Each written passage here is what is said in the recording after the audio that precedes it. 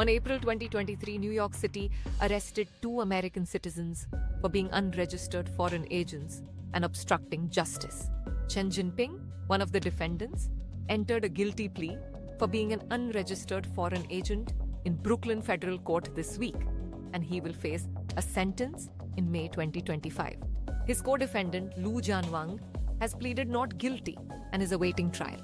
The charges against the 2 men stem from their operation of an unregistered Chinese police station in New York's Chinatown.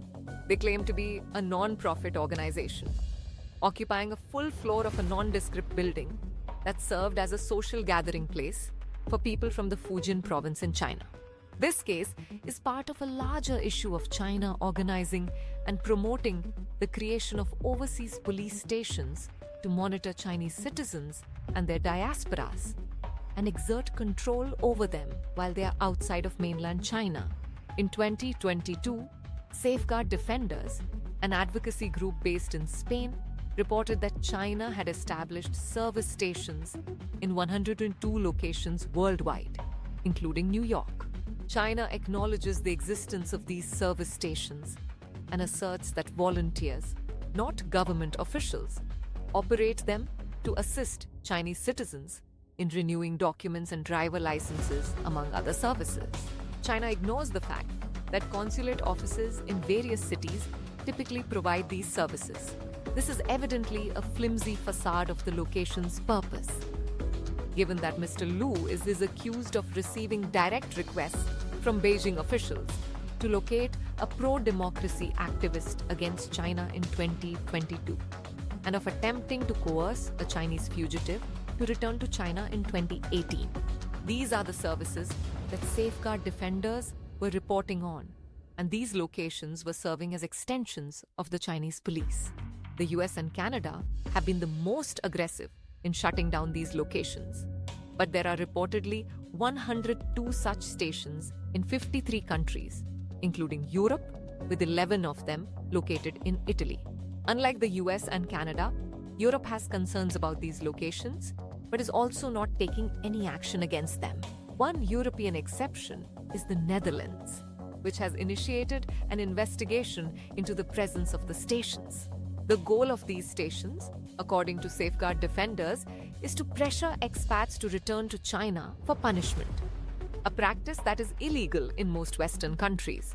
However, what is more concerning is the use of these service centers to intimidate Chinese citizens abroad and the Chinese diaspora, preventing them from speaking out against the Chinese Communist Party while abroad.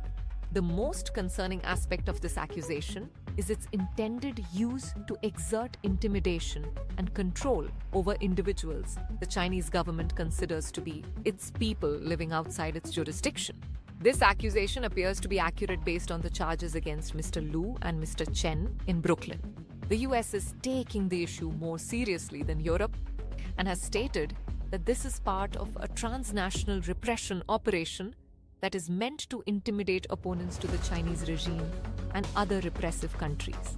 The US is concerned that locations such as the 102 service stations could potentially target not only foreign citizens and the diaspora, but also individuals within the US who may oppose China or other repressive countries to intimidate them into silence. These Chinese-supported locations, along with other countries that adopt the Chinese model, pose a direct threat to the sovereignty of the countries they operate in.